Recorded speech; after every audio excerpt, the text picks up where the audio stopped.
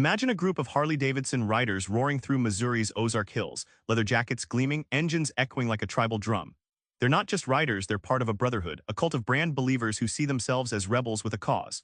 Why does this company's logo inspire near-religious devotion? Douglas Atkin dug deep into cults, not the creepy kind you think of, but cult-like brands.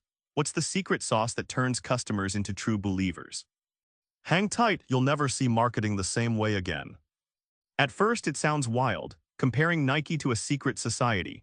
But bear with me, this is where the magic starts, understanding brands as tribes that make you feel exceptional, not just sold to. Douglas Atkin recounts how Harley riders don't just buy motorcycles, they buy identity. Meet Gina, an Ozark rider who says owning a Harley transformed her from anyone into an outlaw queen riding through valleys and mist. The brand's events are less about sales and more about rituals where stories, tattoos, and shared passion forge a fierce bond. Think of cult branding like a secret handshake for your soul. Instead of pushing products, brands craft rituals, language, and shared myths, like a campfire story passed around that only insiders truly get. That feeling of belonging, of us versus them, flips a casual customer into a loyal member who defends the brand as if it were a tribe flag. Here's the kicker, cult brands don't want everyone. They want you because you are different. This exclusivity makes customers prize the brand like a badge of honor. The payoff is fierce loyalty that outlasts trends, price wars, even bad quarters. It's why a cult brand can charge more, attract evangelists, and become nearly untouchable. How exactly do brands spark this cult-like devotion? Atkin shows it's about community, storytelling, and treating customers as active participants, not passive consumers. JetBlue Airways calls its flyers members, not passengers, a subtle but powerful shift. Atkin shares how flight attendants would swap stories on flights, creating inside jokes and even small ceremonies midair.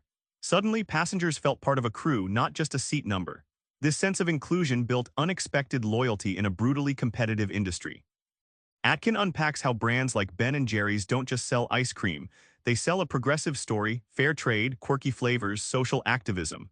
This mythology surrounds the product, transforming vanilla scoops into symbols of values and rebellion. It's like eating a spoonful of your beliefs, not just dessert. Cult brands orchestrate rituals so you feel involved. Think of Nike's Run Clubs or Saturn's reputation as a buyer-focused company where customers shaped car design. These interactive rituals turn one-off transactions into ongoing ceremonies that bond customers closer to the brand and each other. Once a brand becomes a cult, it's nearly untouchable.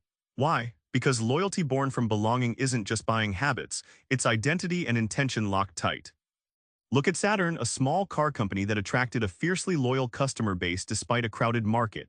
When competitors slashed prices, Saturn's customers stayed put, not because of better specs, but because they felt Saturn understood and respected them, like a local coffee shop you defend in an internet age of chains. Atkin points out that cult brand followers don't just buy, they evangelize. JetBlue customers blog, tweet, and defend the airline in forums, turning free marketing into unpaid zealotry. This organic advocacy is a direct result of feeling like part of the brand's story and mission, not just a transaction. The magic starts inside. Cult brands like Harley or Ben & Jerry's build workforces that believe deeply in their mission.